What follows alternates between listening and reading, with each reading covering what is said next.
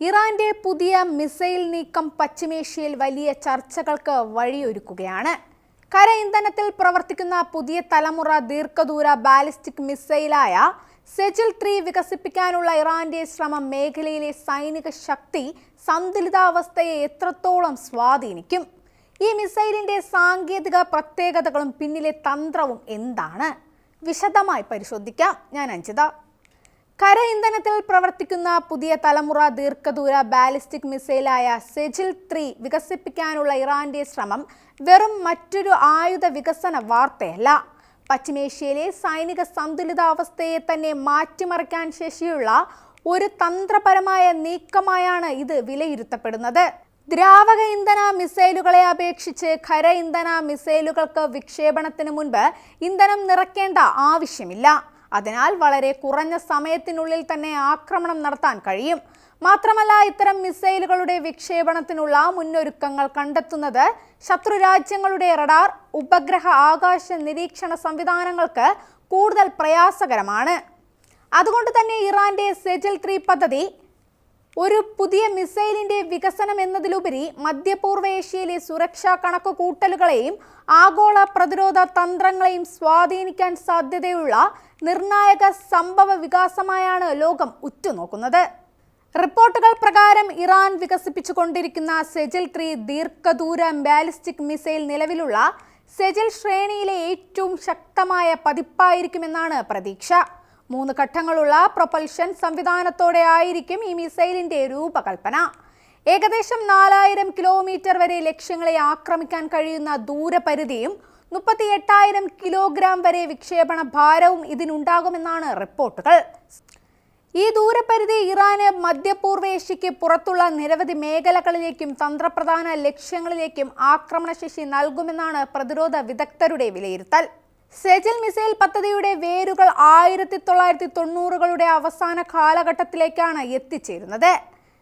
ഇറാന്റെ പ്രതിരോധ ഗവേഷണ സ്ഥാപനങ്ങൾ അന്ന് വികസിപ്പിച്ചിരുന്ന സെൽ ഹ്രസ്വദൂര ബാലിസ്റ്റിക് മിസൈൽ പദ്ധതിയിൽ നിന്ന് ലഭിച്ച സാങ്കേതിക വിദ്യയും അനുഭവ പരിചയവും അടിസ്ഥാനമാക്കിയാണ് പിന്നീട് സെജിൽ പദ്ധതി രൂപം കൊണ്ടത് എന്നാണ് വിലയിരുത്തപ്പെടുന്നത്. പ്രത്യേകിച്ച് ഖര ഇന്ധന സാങ്കേതിക വിദ്യയിൽ കൈവരിച്ച പുരോഗതിയാണ് സെജിൽ പദ്ധതിയുടെ ഏറ്റവും വലിയ കരുത്തായി മാറിയത്. ദ്രാവിക ഇന്ധന മിസൈലുകളെ അപേക്ഷിച്ച് ഖര ഇന്ധന മിസൈലുകൾക്ക് വളരെ വേഗത്തിൽ വിക്ഷേപണത്തിന് തയ്യാറാകാൻ കഴിയുന്നതിനാൽ യുദ്ധ സാഹചര്യങ്ങളിൽ അവയ്ക്ക് കൂടുതൽ തന്ത്രപരമായ മുൻതൂക്കം ലഭിക്കുന്നു. സെജിൽ പദ്ധതിയുടെ വികസനത്തിൽ ചൈനയുടെ സാങ്കേതിക സഹായം ലഭിച്ചിട്ടുണ്ടാകാമെന്ന വിലയിരുത്തലും വിവിധ അന്താരാഷ്ട്ര റിപ്പോർട്ടുകളിൽ ഉയരുന്നുണ്ട്. എന്നാൽ ഈ വിഷയത്തിൽ ഇറാനോ ചൈനയോ ഔദ്യോഗിക സ്ഥിരീകരണം നൽകിയിട്ടില്ല.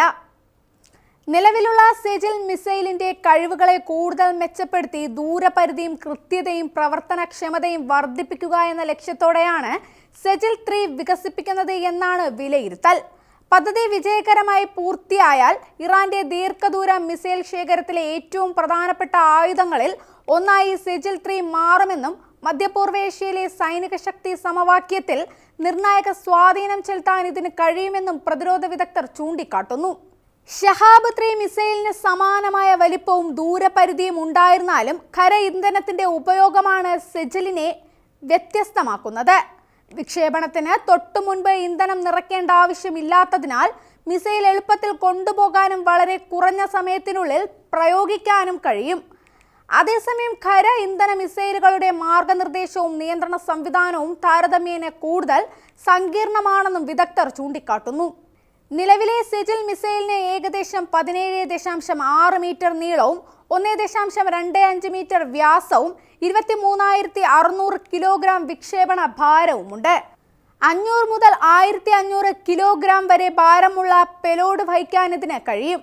പ്രത്യേക ട്രാൻസ്പോർട്ടർ എറക്ടർ ലോഞ്ചർ വാഹനത്തിൽ നിന്നാണ് മിസൈൽ വിക്ഷേപിക്കുന്നത്. ഈ ലോഞ്ചർ വാഹനത്തിന്റെ നിർമ്മാണത്തിൽ ചൈനീസ് സാങ്കേതിക വിദ്യയുടെ പിന്തുണ ഉണ്ടായിരുന്നു എന്ന സ്ഥിരീകരിക്കാത്ത റിപ്പോർട്ടുകളും പുറത്തു വന്നിട്ടുണ്ട്. മിസൈലിന്റെ റീ എൻട്രി വാഹനത്തിൽ സ്റ്റെല്ലാർ റഫറൻസ് സംവിധാനങ്ങൾക്കായുള്ള ഒപ്റ്റിക്കൽ പോർട്ടുകൾ ഉണ്ടായിരിക്കാമെന്നും മാർഗനിർദ്ദേശത്തിനായി ഇനേർഷ്യൽ നാവിഗേഷൻ അല്ലെങ്കിൽ ഗ്ലോബൽ പൊസിഷനിംഗ് സംവിധാനങ്ങൾ ഉപയോഗിക്കാനാണ് സാധ്യതയെന്നും വിലയിരുത്തപ്പെടുന്നു. സെജൽ 3 പദ്ധതി വിജയകരമായി യാഥാർത്ഥ്യമായാൽ അത് ഇറാന്റെ മിസൈൽ ശേഖരത്തിലേക്കുള്ള മറ്റൊരു കൂട്ടിച്ചേർക്കൽ മാത്രമായിരിക്കില്ല. മധ്യപൂർവ്വേഷ്യയിലെ സൈനിക ശക്തി സമവാക്യത്തെ തന്നെ സ്വാധീനിക്കാൻ ശേഷിയുള്ള ഒരു തന്ത്രപരമായ മുന്നേറ്റമായിരിക്കും. ഖര ഇന്ധന സാങ്കേതിക വിദ്യ, ദീർഘദൂര ആക്രമണശേഷി, കുറഞ്ഞ മുന്നൊരുക്കത്തിൽ വിക്ഷേപണം നടത്താനുള്ള കഴിവ് എന്നിവയെല്ലാം ഈ മിസൈലിനെ ഇറാന്റെ പ്രതിരോധ ആക്രമണ തന്ത്രത്തിലെ പ്രധാന ആയുധമാക്കി മാറ്റാൻ സാധ്യതയുണ്ട്. അതേസമയം ഇറാന്റെ മിസൈൽ ശേഷിയിലെ ഓരോ പുരോഗതിയും മേഖലയിലെ എതിരാളി രാജ്യങ്ങളെയും ആഗോള ശക്തികളെയും അവരുടെ പ്രതിരോധ നയങ്ങൾ പുനഃപരിശോധിക്കാൻ നിർബന്ധിതർ ആക്കുമെന്നതും യാഥാർത്ഥ്യമാണ്. ഇതിനാലാണ് സെജൽ 3 പദ്ധതിയെ അമേരിക്കയും ഇസ്രായേലും വെറും ആയുധ വികസന പരിപാടിയായി കാണാതെ ഭാവിയിലെ പ്രാദേശിക സുരക്ഷയെ നേരിട്ട് സ്വാധീനിക്കാൻ സാധ്യതയുള്ള ഒരു തന്ത്രപരമായ വെല്ലുവിളിയായാണ് വിലയിരുത്തുന്നത്.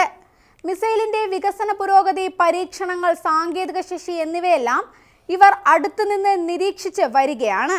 ഈ പദ്ധതി പൂർണ്ണതോതിൽ വിജയിച്ചാൽ പശ്ചിമേഷ്യയിലെ പ്രതിരോധ കണക്കുകൂട്ടലുകളിലുള്ള ശക്തി സന്തുലിതാവസ്ഥയിലും പുതിയ മാറ്റങ്ങൾക്ക് വഴിയൊരുങ്ങുമെന്നാണ് പ്രതിരോധ വിദഗ്ധരുടെ വിലയിരുത്തൽ.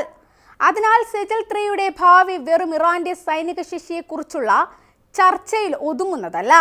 വരും വർഷങ്ങളിലെ മധ്യപൂർവേഷ്യൻ സുരക്ഷാ രാഷ്ട്രീയത്തെയും അന്താരാഷ്ട്ര പ്രതിരോധ തന്ത്രങ്ങളെയും നിർണ്ണയിക്കുന്ന പ്രധാന ഘടകങ്ങളിലൊന്നായി ഈ മിസൈൽ പദ്ധതി മാറാൻ സാധ്യതയുണ്ടെന്നതാണ് വിലയിരുത്തൽ.